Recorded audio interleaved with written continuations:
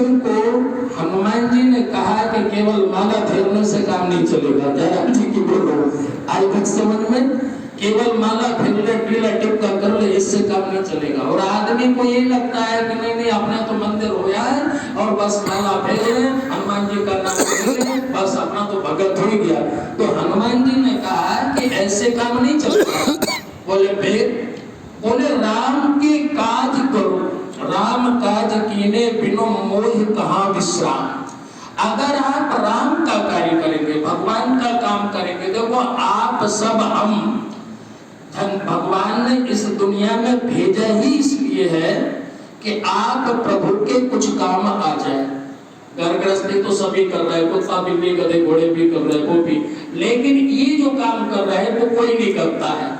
या तो जाकर के कोई पुण्य कर्म है तो वही कर पाता है, वरना बहुत मुश्किल है।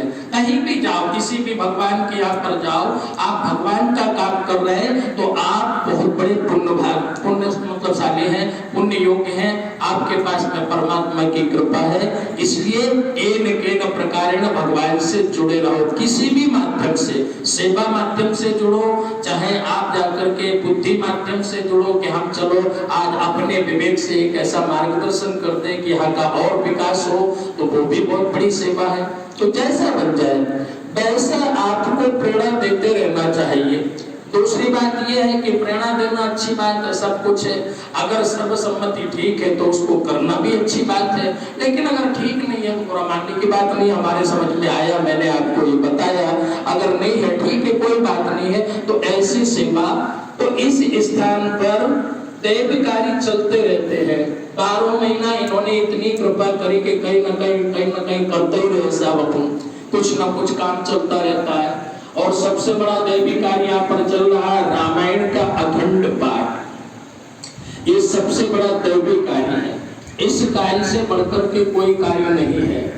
रामायण के बाद में फिर सब काम चल रहा है, चलो निर्माण कार्य चल रहा है, सबकी दया दृष्टि है, नजर भी बहुत अच्छी पड़ गई कि यहाँ पर जाके सब कुछ हो रहा और हो गया बहुत सारा। और जो आता है वो जाकर के धन हो जाता है।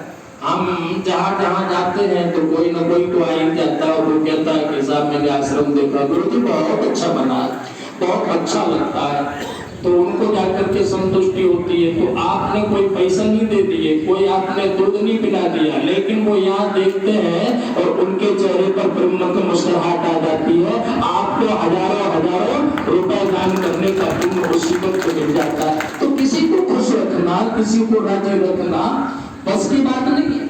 नहीं तो नेता लोग तमाम रुपया बांटे लेकिन फिर भी राजी नहीं हुए। राम जी ने कुछ भी नहीं बांटा था लेकिन फिर भी सब राजी हो गए। ऐसे आप लोग भी कुछ बांट नहीं रहे। लेकिन मैं कथा करने जाता हूँ ना, अभी सोनकच्छ एरिया में था, उस एरिया के लोग आए, बोले गुरुजी मैंने देखा है बहुत अच्छा लगा, ऐसा लगता है कि हम आप 2-4 दिन यहाँ पर रुक जाओ। मैंने कहा आप जाओ, रुकना, आराम से रुकने की व्यवस्था है। इतने में वो प्रसन्न है। तो इसी को कहते दैवी कार्य।